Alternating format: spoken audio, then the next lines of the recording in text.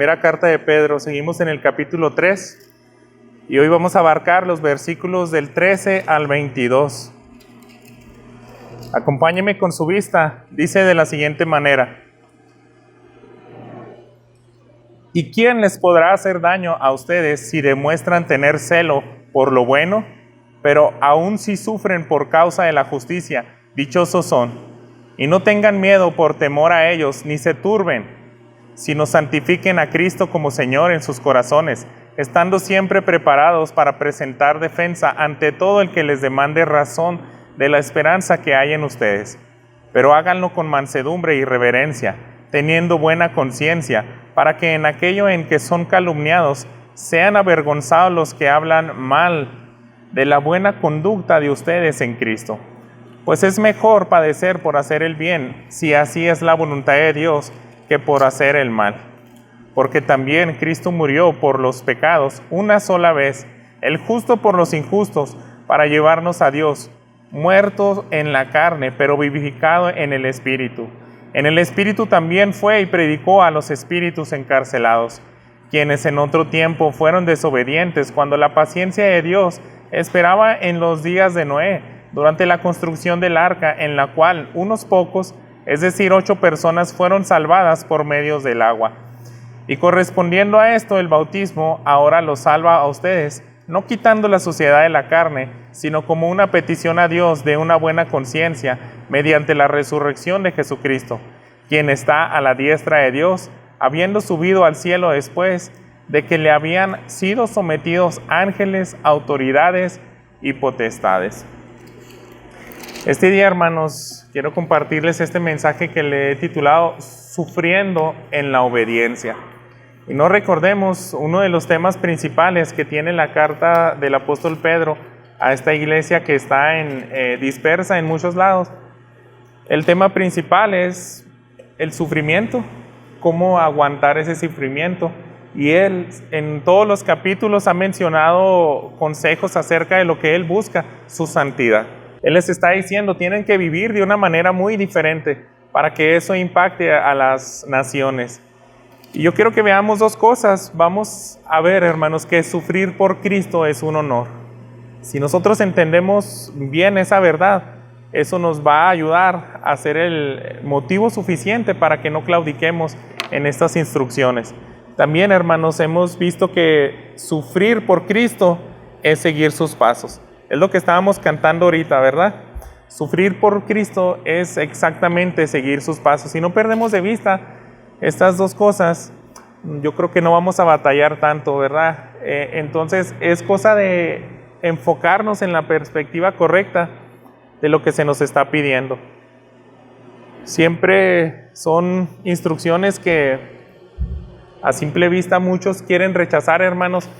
Y si nosotros regresamos otra vez, algo que meditábamos y recordamos el domingo pasado, eso nos va a ayudar a no desviarnos del tema principal. Son instrucciones no sencillas de hacer. Otra vez les voy a leer lo que dice en el capítulo 2, versículo 13. Sométanse por causa del Señor a toda institución humana. Veíamos que es una instrucción hacia el ciudadano general que es creyente. Te vas a someter a tu gobierno. En el 18 decía, siervos estén sujetos a sus amos. Eso también, y no era cualquier amo, sino a los más difíciles, a los que son insoportables. También vimos que el apóstol Pedro le dio instrucciones a las esposas en el capítulo 3, en este que estamos, pero el versículo 1. Asimismo, ustedes, mujeres, estén sujetas a sus maridos, con tal de alcanzarlos. Y lo mismo se le pidió a los esposos en el versículo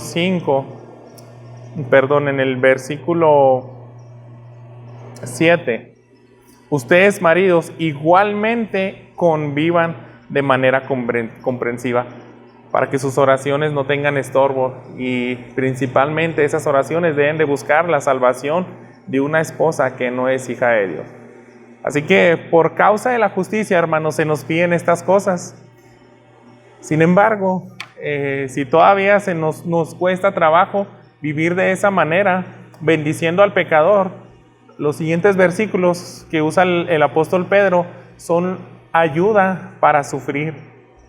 en la obediencia. Sufrir por Cristo, hermanos, es un honor. Si nosotros tuviéramos eso en mente siempre, no estaríamos batallando mucho, ¿verdad?, en obedecerle y negarnos a nosotros mismos con tal de amar al que es difícil de amar. Así que déjenme leerles nuevamente los versículos 13 y el 14 para que veamos cómo el apóstol Pedro quiere no solamente cargar a esta iglesia y decirle, ama a los que son difíciles de amar. Él lo que él quiere es capacitarlos y decirles, si yo pudiera hacerlos voltear a una motivación que es completamente suficiente para que ustedes obedezcan, eso no les va a hacer carga. Y es lo que vamos a ver hoy, hermanos. Tal vez el domingo pasado vimos que lo debemos de hacer, vimos algunas motivaciones, pero hoy no se acaban esas motivaciones. Así que déjenme leerles algo más que agrega el apóstol Pedro. ¿Quién les podrá hacer daño a ustedes si demuestran tener celo por lo bueno? Pero aún si sufren por causa de la justicia, dichosos son. Y no tengan miedo por temor a ellos, ni se turben. El apóstol Pedro entonces le dice a toda su audiencia, a los que sufren por causa de la justicia. Ese es un honor, les está diciendo. Si tú sufres por obedecer a Dios, no hay nada de qué avergonzarse y tampoco no hay nada que temer. El apóstol Pedro, hermanos, aquí no está diciendo una regla general donde si tú haces lo bueno no vas a sufrir, sino yo creo que esta manera que él dice, ¿quién podrá hacer daños? Significa más que nada que es muy poco eso. Es muy poco eso. Entonces, estamos viendo, la bondad, hermanos, protege de una manera especial a las personas. Si tú eres bueno, no es imposible que te dañen, pero va a ser más difícil, porque aún las personas que no tienen temor a Dios, de alguna manera se detienen. Ellos saben su conciencia, su ley moral, saben que no es correcto dañar a alguien que hace lo correcto. Sabemos que hay personas insensibles a la voz de Dios, que tienen una conciencia cauterizada y solamente piensan de continuo en hacer el mal, pero aún ellos, hermanos, pueden ser impactados por una buena conducta. Así que el apóstol Pedro les está diciendo, ¿quién les podrá hacer daño a ustedes si demuestran tener celo por lo bueno? Entonces es una invitación. El apóstol Pedro dice, no solamente ames al que es difícil, si tu esposo te da unas golpizas y te denigra tanto física o emocionalmente, si también tu esposa hace eso contigo por no ser creyente, o tienes el peor patrón, o el peor presidente, el peor vecino, el peor compañero de trabajo, tú debes de tener celo. Entonces esa es la clave, hermanos. Si tú tuvieras celo por obedecer y amar a Dios, celo por seguir sus mandamientos, Él te va a proteger. Porque no cualquiera, hermanos, puede lastimar a esas personas. Ellos van a estar en una encrucijada y su conciencia cauterizada por el pecado puede despertar y decir, ¿cómo es posible que Él siempre me regresa bien por el mal que le hago? Y nosotros vemos que no es una regla de que nos va a impedir sufrir por Dios, sino que lo vemos en el versículo 14, pero si aún sufren por causa de la justicia, si aún su buena y excelente conducta por hacer el bien por los demás no les ayuda a estar exento de la persecución, de las burlas o el ser lastimado por las demás personas, de todas formas tienes que saber que eres dichoso, eres bienaventurado. Y eso es fácil de perder de vista, hermanos, si no venimos continuamente a la palabra de Dios, porque de eso está lleno las Escrituras.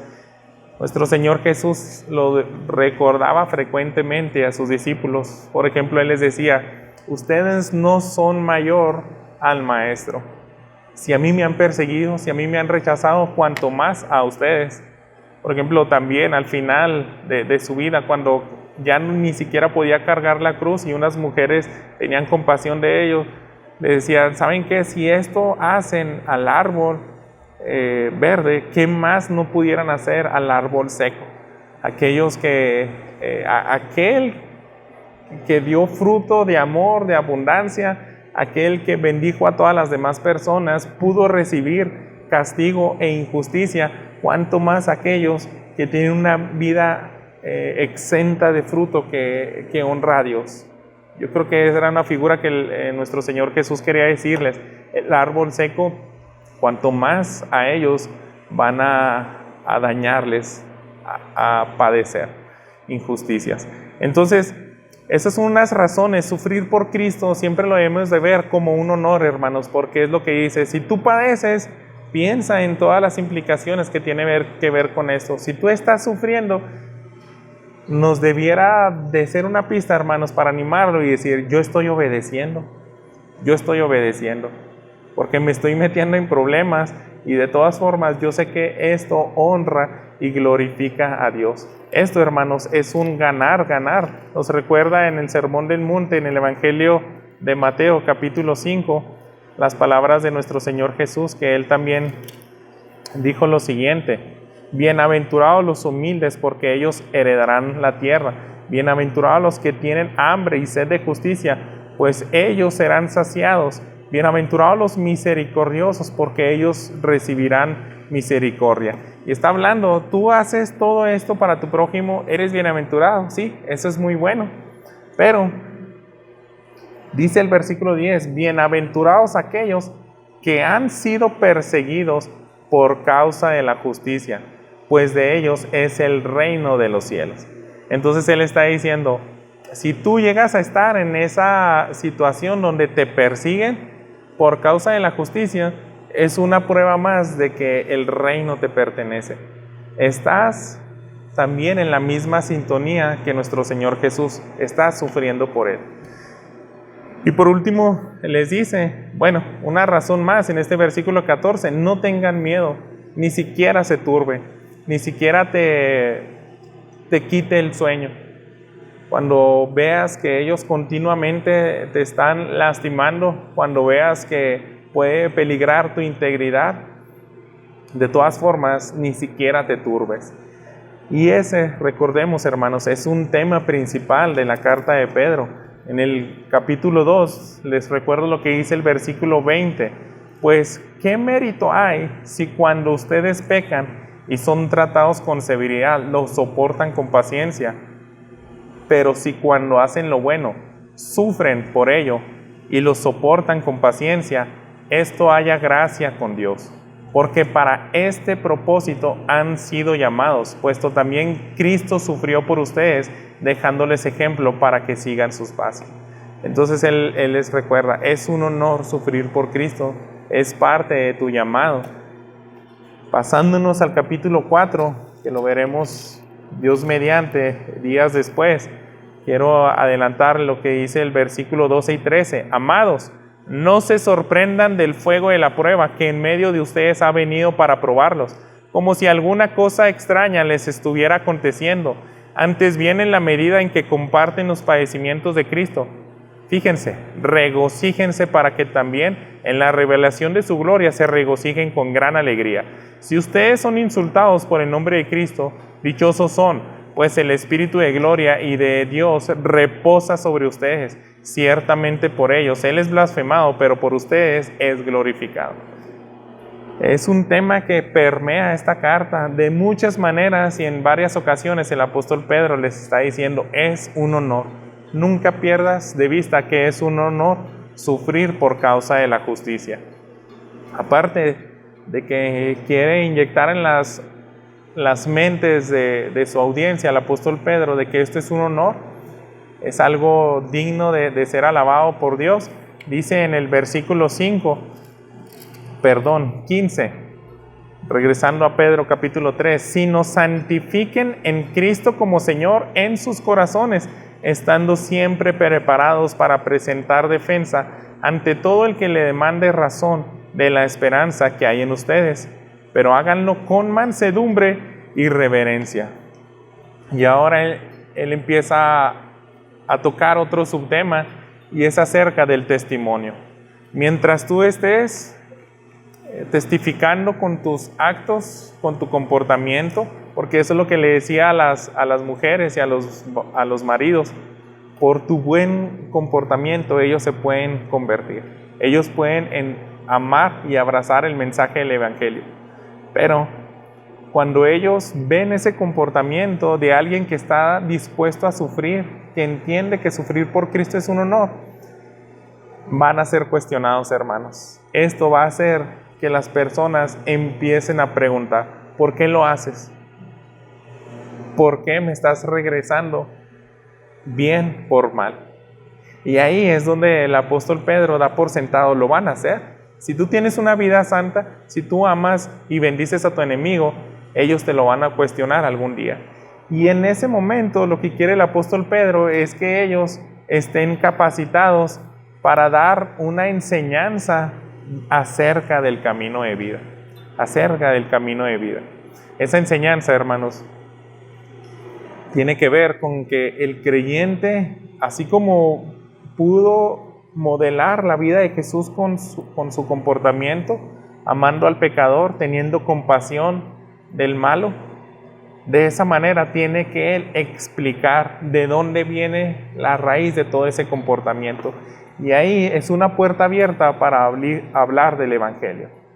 Por eso él les dice: si alguien les pide demanda de la esperanza de su fe, yo quiero que ustedes no se queden callados.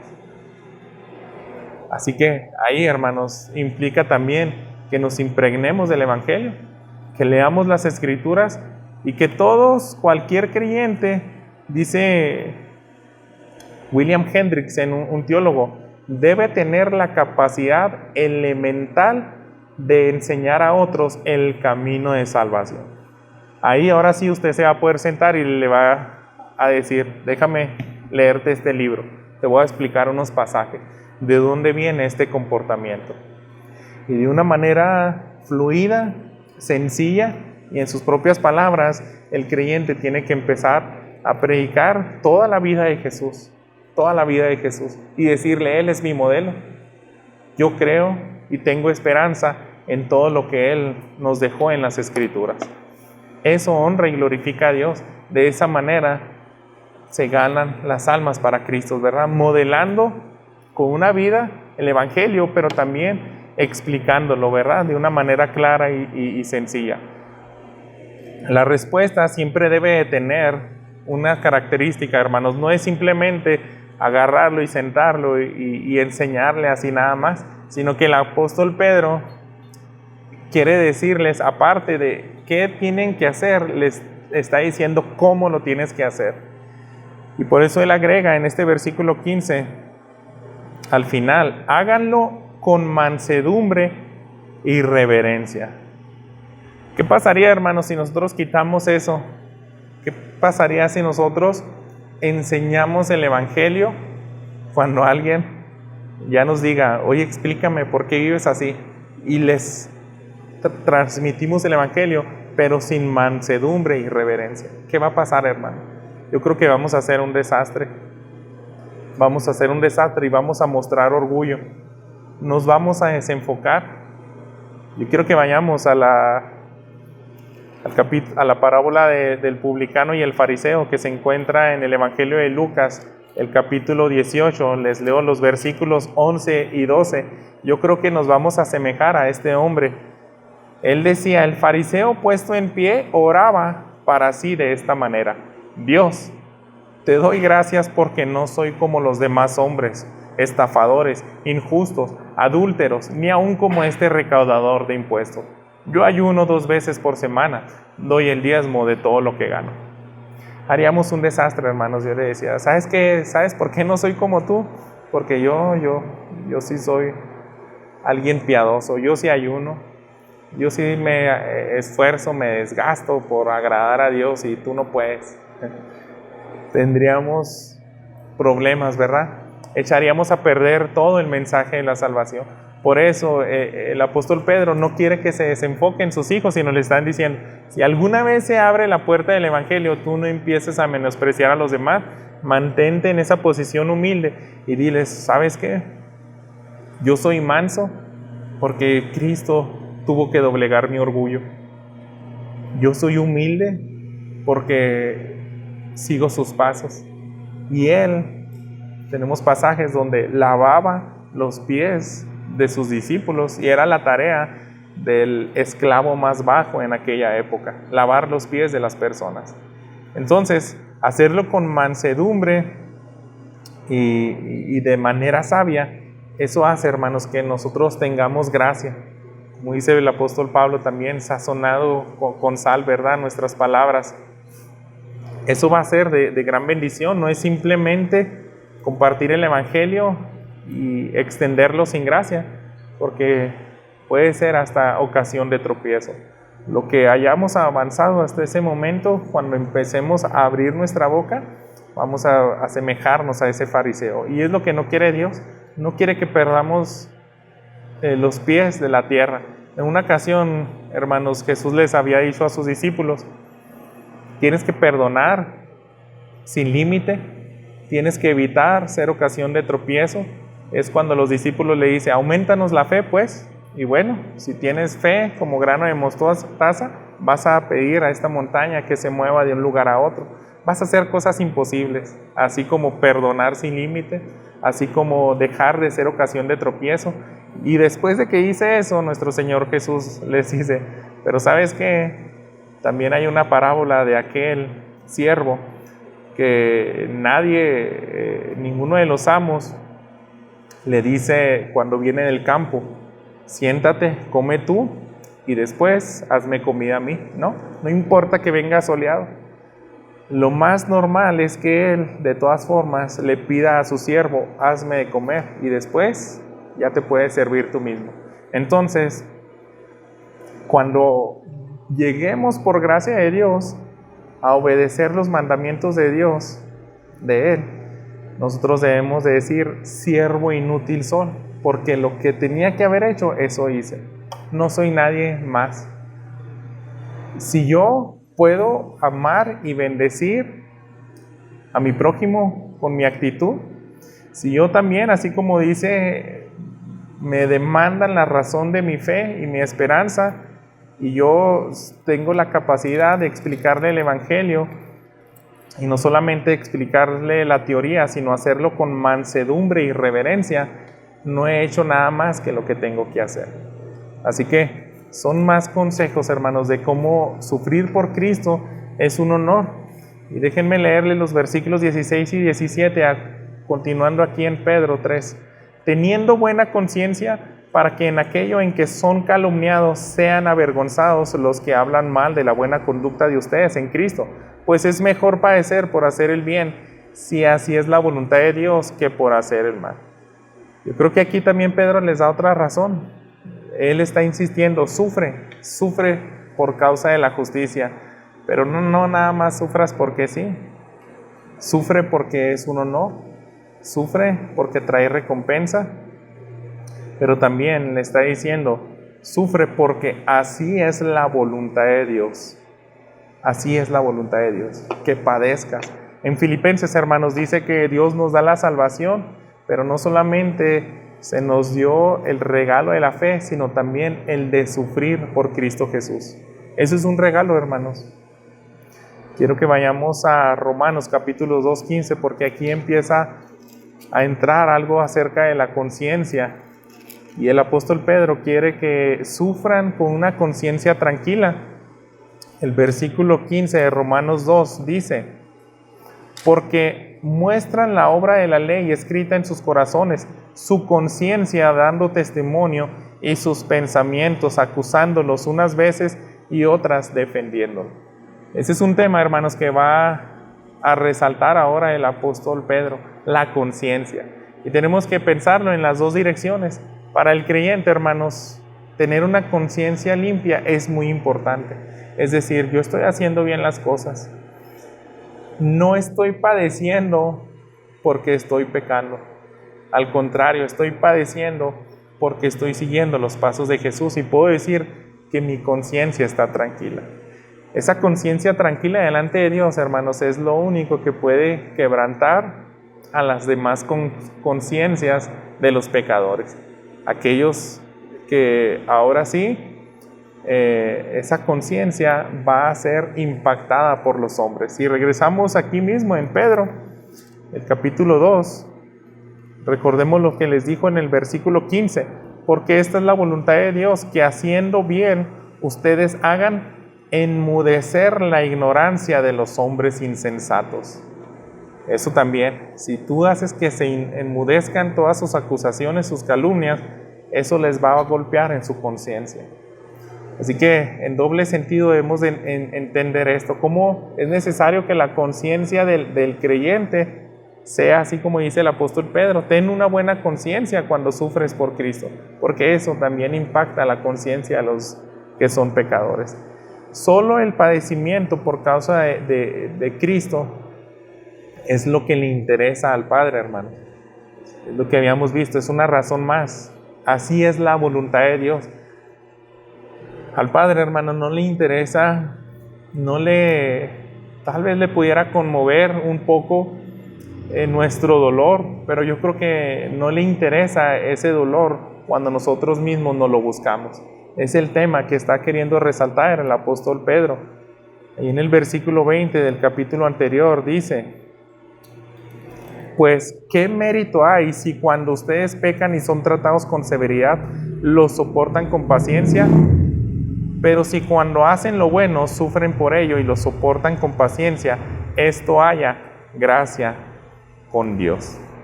Así que es eso, no solamente recordar que padecer por Cristo es bueno, sino solamente es lo que a Él le agrada. Él no le va a interesar si tú dices: yo soy paciente, si vieras cómo he aguantado un año de todas las consecuencias de mi pecado. Eso no le impacta a Dios, hermanos, porque eso no lo buscamos y es algo que nos merecemos. Pero cuando estamos sufriendo por ser justos, por devolver bien por mal, eso sí le agrada y le bendice a Dios.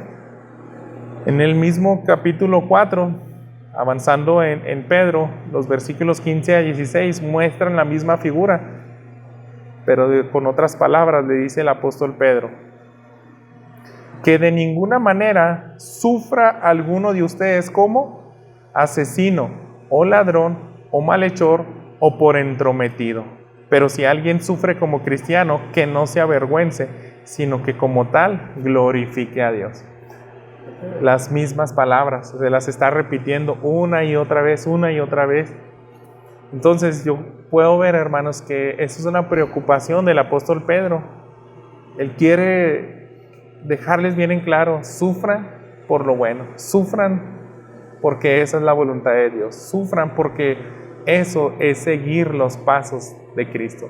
Es la segunda parte de nuestro sermón, su sermón. Sufrir por Cristo es seguir sus pasos, simplemente ya lo hemos venido viendo, pero ahora, hermanos, va a profundizar de manera teológica más. En el versículo 18, regresando al capítulo 3, dice: porque también Cristo murió por los pecados una sola vez, el justo por los injustos, para llevarnos a Dios, muerto en la carne, pero vivificado en espíritu.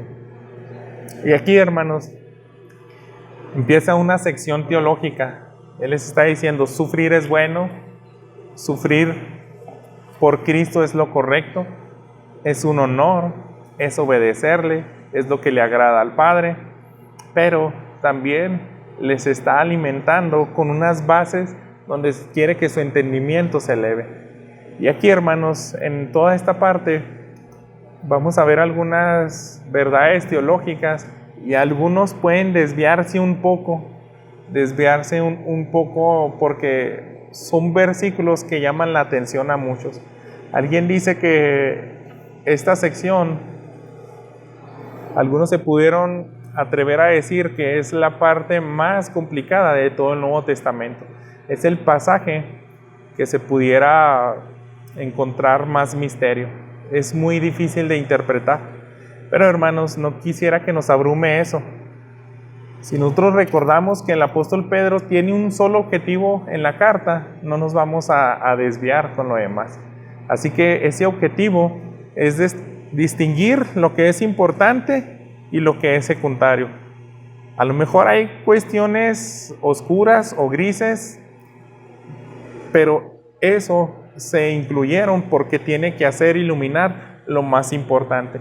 Y lo más importante, hermanos, creo que empieza aquí.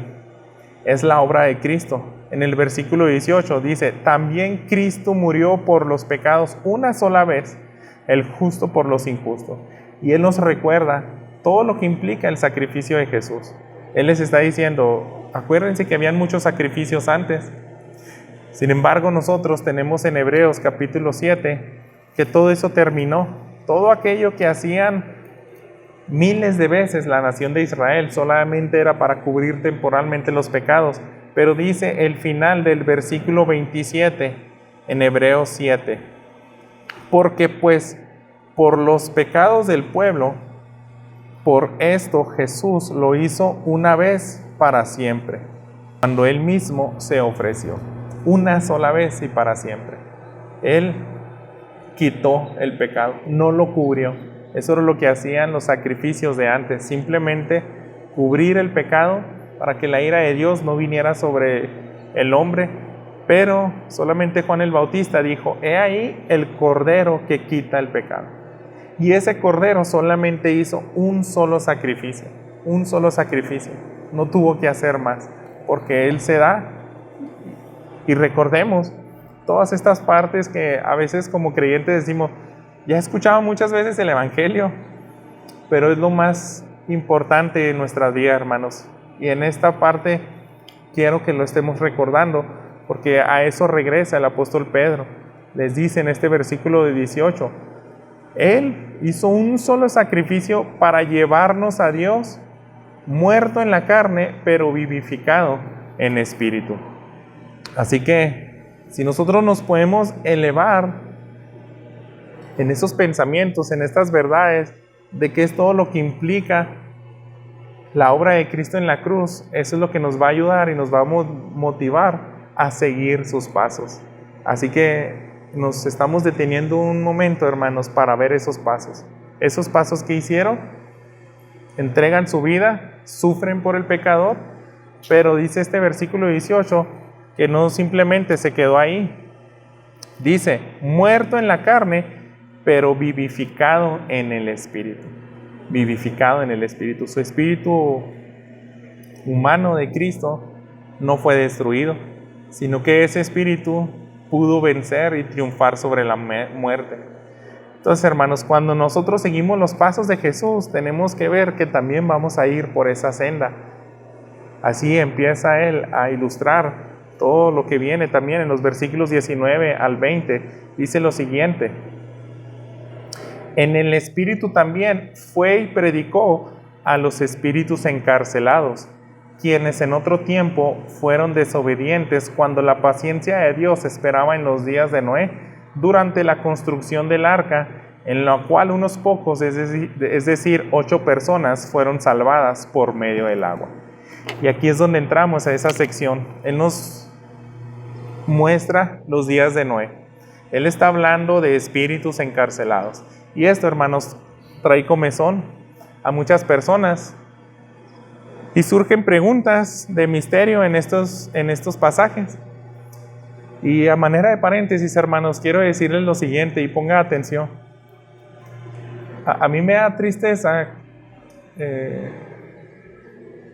tanto los predicadores como aquellas audiencias que escuchan a pastores, a maestros que se la pasan enseñando acerca de estos pasajes oscuros. Créanme, hay personajes en YouTube que pueden durar 1, 2 horas hablando de temas secundarios. Son temas importantes, pero sin embargo, yo les dije ahorita, son temas a lo mejor algo grises que están ahí para darnos iluminación del tema principal. No hay ningún tema que supere la obra de Cristo en la cruz. Y hay personas que dicen, ¿quiénes son esos encarcelados? ¿Son hombres? ¿Son mujeres? ¿Por qué son los del tiempo del diluvio? Y pueden durar 1, 2 horas hablando de cuestiones así, que traen curiosidad y es válido saber. Pero la Biblia, hermanos, resalta temas más importantes. Son pastores que dicen, ahí te va una serie de 7 conferencias acerca de los gigantes del tiempo del diluvio. Ahí les voy a hablar acerca de quiénes son estas personas, estos espíritus encarcelados. Y pueden hablar mucho de cuestiones, incluso también del fin de los tiempos, con tal de usar numerología. Y son cuestiones que en cierta manera es válido tocarlos porque están en la Escritura, hermanos. Pero hay un tema más importante aquí. Y regresando, cerrando este paréntesis, hermanos, quiero decirles que lo más importante es hablar de la obra de Cristo en la cruz. Vamos a irnos detenidamente en esta sección, porque yo les decía, es uno de los pasajes más difíciles de comprender algunos. Y estamos, hermanos, lo que nos va a ayudar mucho es no perder de vista cuál es el panorama de toda la carta, cuál es el objetivo por el cual escribe el apóstol Pedro. Están en persecución, les está pidiendo que vivan de manera donde van a también padecer y sufrir, tienen que amar al enemigo y tienen que ser fortalecidos y seguir los pasos de Jesús. Si no nos perdemos de vista eso, todo lo demás nos va a ayudar a entender por qué Pedro habla de lo siguiente. Yo creo que no está muy difícil entender lo siguiente, hermanos. Sin embargo, estoy consciente que a lo mejor van a escuchar sermones muy distintos a este. Y van a decir, caray, ese pastor dijo algo muy diferente a lo que nos enseñó Ever. Otro pastor de tal denominación o otro pastor de más años de ministerio dijo otras cosas. Pero lo que yo quiero enfocar, hermanos, es en el tema principal de la carta. Yo creo que nos va a ayudar bastante si no perdemos de vista eso. Estamos hablando de lo siguiente y vamos a ver primero que nada, Cristo, hermanos, predicó a los espíritus. Eso es lo que dice este versículo 19. Dice, en espíritu también fue y predicó a los espíritus encarcelados. Y la primera pregunta, hermanos, ¿quiénes son esos espíritus encarcelados? Y podemos pensar en dos cosas. Solamente hay dos posibilidades aquí.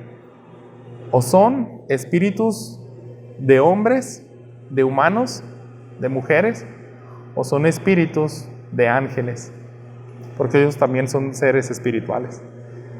Desde aquí, si nosotros nos vamos por alguna de esas dos opciones, nuestra interpretación va a variar a la que otros van a tomar.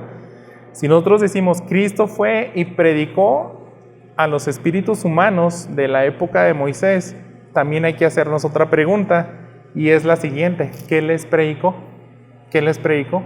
Porque este pasaje, hermanos, nunca dice cuál fue el mensaje que les predicó. Simplemente, fíjense cómo dice, fue y predicó a los espíritus encarcelados. Sin embargo, muchas traducciones, al menos algunas traducciones como la Biblia Dios habla hoy y algunas otras de lenguaje actual, ellos dicen lo siguiente. Fíjense cómo dice la Biblia Dios habla hoy: de esta manera fue a proclamar su victoria a los espíritus que estaban presos. Entonces, estos traductores dicen, no fue a predicarles el evangelio para salvación, simplemente fue a anunciarles que triunfó sobre la cruz. ¿Por qué, hermanos? Porque yo creo que nos vamos a meter en problemas si decimos, son espíritus humanos, y fue y les dio otra oportunidad hablándoles el mensaje de salvación, les predicó el evangelio. Y ahí, hermanos, nos vamos a meter en problemas porque nosotros tenemos, por ejemplo, la parábola, ¿no?, de Lucas, capítulo 16, del rico y Lázaro. Déjenme leerles este versículo, porque sabemos, ¿no? Va el rico y Lázaro, atravesan el umbral de la muerte. Ellos ahora están en un lugar y está platicando Abraham con Lázaro, y él le dice, oye, dile a Lázaro que vaya y le predique a mis familiares. Tienen cierto diálogo, pero aquí hay un principio, hermanos. Yo quiero leerles solamente el versículo 26. Además de esto, hay un gran abismo puesto entre nosotros y ustedes, de modo que los que quieran pasar de aquí a ustedes no pueden, y tampoco nadie puede cruzar de allá a nosotros. Ya no hay esperanza, hermanos. el que muere en sus delitos y pecados, ya no puede salir de ahí. Entonces, yo creo que Cristo no fue en ese sentido a predicar a los espíritus humanos el mensaje de salvación. Tal vez usted puede escuchar esa interpretación en algún otro mensaje, pero yo quiero que nos vayamos por la otra opción. Se refiere a los espíritus de demonios, a espíritus no humanos. Y por eso tenemos que ir, y la Biblia sí nos da pista de esto. Hay otros pasajes que nos traen iluminación de esto. En Génesis capítulo 6, los primeros 3 versículos que nos dan la pauta para entender todo lo que ocurrió en el diluvio. Fíjense, aconteció que cuando los hombres comenzaron a multiplicarse sobre la superficie de la tierra y les nacieron hijas, los hijos de Dios vieron que las hijas de los hombres eran hermosas y tomaron para sí mujeres de entre todas las que les gustaban. Entonces el Señor dijo: mi espíritu no luchará para siempre con el hombre, porque ciertamente él es carne. Serán pues sus días 120 años. Así que esa es la cuestión, hermanos. Hay espíritus de ángeles que empiezan a ser una nueva raza en la humanidad, y Dios no quiso eso. Dios desapareció toda esa generación. Y durante ese tiempo utilizó a Noé, y aquí nos da otra cifra, 120 años. ¿Qué estuvo haciendo Noé durante esos 120 años? Proclamando mensaje y esperanza a los espíritus humanos, diciéndoles: viene un juicio. Y durante esos 120 años que le tocó construir el arca, ellos vieron el testimonio de Noé. Y el mismo espíritu, esa es otra postura. Algunos otros predicadores dicen: el espíritu de Cristo siempre ha estado tanto en el Antiguo como en el Nuevo Testamento, invitando a los hombres al arrepentimiento. El espíritu de Cristo también estuvo moviéndose en la vida de Noé, porque él también era un pregonero de justicia. Eso lo encontramos también ahí ahora en la segunda carta de Pedro, en el capítulo 2. Fíjense lo que dice el versículo 4: porque Dios no perdonó a los ángeles cuando pecaron, sino que los arrojó al infierno y los entregó a fosos de tinieblas reservados para juicios. Tampoco perdonó al mundo antiguo, sino que guardó a Noé, un predicador de justicia, con otros 7, cuando trajo el diluvio sobre el mundo de los impíos. Entonces está diciendo, el Espíritu toma a hombres en el Antiguo Testamento, les da un mensaje, los capacita para darles palabra, para que el hombre venga al arrepentimiento. Pero si se fijan, está involucrando también este pasaje de Pedro a los otros espíritus. Y en toda la Biblia, hermanos, nunca se habla de manera explícita que Dios encarcela nada más, únicamente encarcela a los espíritus de los ángeles. Cuando nosotros vamos en Apocalipsis, él dice: hay prisiones de los peores demonios. Y aquí mismo, en Pedro, en segunda de Pedro, nos está diciendo lo mismo. Dice: Dios no perdonó a los ángeles cuando pecaron, los entregó a fosos de tinieblas reservados para juicio. Regresando al pasaje de Pedro, Cristo, hermanos, yo creo que fue a proclamar a los espíritus de los demonios, de los ángeles que se rebelaron. ¿Y por qué a ellos? ¿Y qué mensaje les dio? Definitivamente yo quisiera que descargáramos. No fue a predicar salvación a los hombres, sino que fue a anunciar la victoria a todo principado y potestad. Y eso es lo que está avanzando, hermanos. Estamos en el centro en estos versículos, pero déjenme avanzar aquí en Pedro. Fíjense en los versículos 21 y 22. Correspondiendo a esto, el bautismo ahora los salva a ustedes, no quitando la suciedad de la carne, sino como una petición de Dios de una buena conciencia, mediante la resurrección de Jesucristo, quien está a la diestra de Dios, habiendo subido al cielo después de que le habían sido sometidos ángeles, autoridades y potestades. ¿Dónde están esas ángeles y potestades, hermano? Algunas están libres todavía, algunas están en prisiones, y cuando Cristo muere Dice, yo voy a proclamar mi victoria a todo principado y potestad. Y en el tiempo del diluvio algunos fueron encarcelados. Esa es una posible interpretación y es la que yo quiero resaltar más, porque me parece más lógico ahorita como sigamos avanzando en el mensaje. Si Pedro quiere que la iglesia perseguida tenga ánimo para seguir los pasos de Jesús, ellos tienen que entender que ningún ser espiritual tiene la potestad para dañarles. ¿Por qué? Porque ahora están sometidos bajo autoridad de Cristo. Si ni siquiera los peores demonios pueden brincarse la autoridad de Cristo para lastimar a los hijos de Dios, entonces, ¿por qué temerles? Yo creo que ese es el mensaje, hermanos. Fíjense, el mensaje, esto mismo, me recuerda a mí lo que resalta el apóstol Pablo. Este es un tema principal, hermanos, en la Biblia. Cuando vamos a Colosenses, el capítulo 2, fíjense lo que dice el versículo 15. El apóstol Pablo está hablando del triunfo de Jesús sobre el pecado, sobre la muerte, todo lo que implica su resurrección. Y dice, habiendo despojado a los poderes y autoridades, hizo de ellos un espectáculo público, triunfando sobre ellos por medio de él.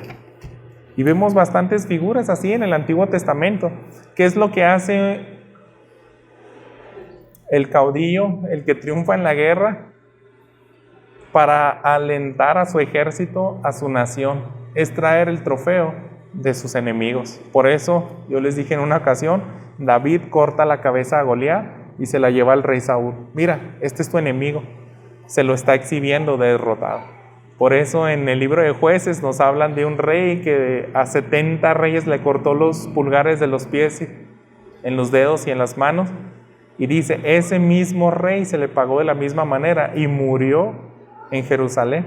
¿Por qué? Es una manera de exhibir el rey, el enemigo que había sometido a 70 naciones, Dios lo sometió a los hijos de Israel. Y les está diciendo, no pueden contra mí. Los estoy exhibiendo a los enemigos. Y el apóstol Pablo dice, lo mismo hizo Jesús, exhibió, avergonzó a todos sus enemigos. Y el apóstol Pedro, hermanos, yo creo que está haciendo exactamente lo mismo aquí. Al creyente le está diciendo, no temas, nadie te puede dañar. A veces, hermanos, nosotros tememos al hombre porque nos desenfocamos de que nuestra lucha no es contra carne y sangre, es contra principados, potestades y espíritus. Detrás de ellos, yo creo que la mente de Satanás le está inyectando pensamientos a la mente de ellos y por ellos se comportan así. Entonces no le temas ni siquiera, dijo nuestro Señor Jesús, al que puede dañar el cuerpo, el que te puede quitar la vida, es lo más que puede hacer. Al único que le debes de temer es el que puede echar al espíritu al infierno. Ese es Cristo. Entonces, este mensaje, hermanos, yo creo que tiene bastante esperanza para el creyente.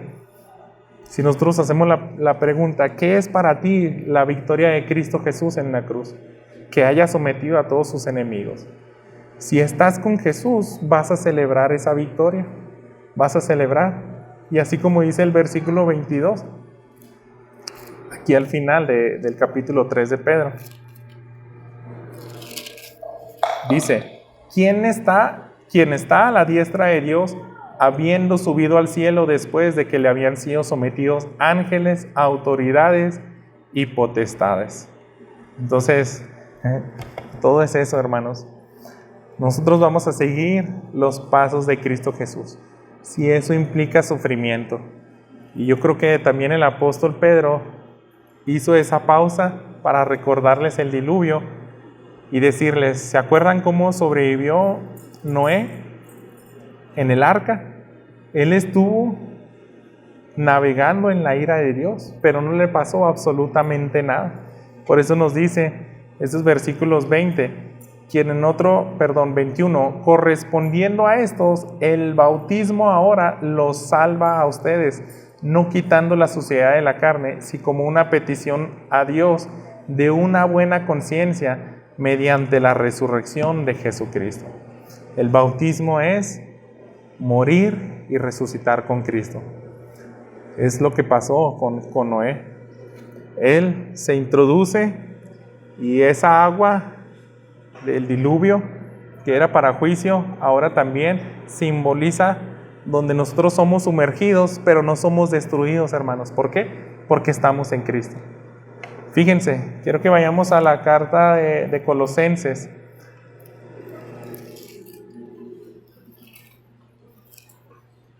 Y vamos a ver algunos pasajes claves que el apóstol Pablo nos habla de eso, de estar en Cristo. Empezando en el capítulo 1, versículo 22, nos dice lo siguiente: sin embargo, ahora Dios los ha reconciliado en Cristo, en su cuerpo de carne, mediante su muerte, a fin de presentarlos santos, sin mancha e irreprensibles delante de Él. En Cristo. Ahora el arca es Jesucristo, hermanos. Si nosotros seguimos los pasos de Cristo Jesús, hemos muerto con Él, hemos resucitado con Él. Y también, hermanos, eso implica que tenemos victoria, tenemos protección. Fíjense ahí mismo en Colosenses, ahora en el capítulo 2, el versículo 12. Habiendo sido sepultados con Él en el bautismo, en el cual también han resucitado con Él por la fe en la acción del poder de Dios que lo resucitó de entre los muertos. Nosotros creemos eso, hermanos. Por eso celebramos a un Dios vivo, porque el poder de Dios resucita al Hijo. Y si nosotros seguimos los pasos de Cristo Jesús, entonces el mismo poder que resucitó a Cristo nos va a levantar también en victoria a nosotros. Ahora sí, hermanos, ¿es bueno sufrir por Cristo? ¿Será bueno seguir sus pasos? Yo creo que valen la pena. Es lo mejor que podemos hacer, seguir la senda que nos traza Jesús, porque eso implica también victoria. Fíjese, Colosenses 3:3. Porque ustedes han muerto y su vida está escondida en Cristo en Dios. Escondida en Cristo en Dios. Eso es lo más hermoso. Así como Noé y las otras 7 personas pudieron estar escondidos en el arca y no sufrieron ningún daño, nosotros estamos escondidos en Cristo. Si nosotros, hermanos, eleváramos nuestros pensamientos cada vez que nos sentimos desalentados por padecer por causa de la justicia, esto nos va a fortalecer y decir: no me pueden dañar, no me pueden dañar, porque los peores enemigos ya han sido sometidos. Los peores enemigos.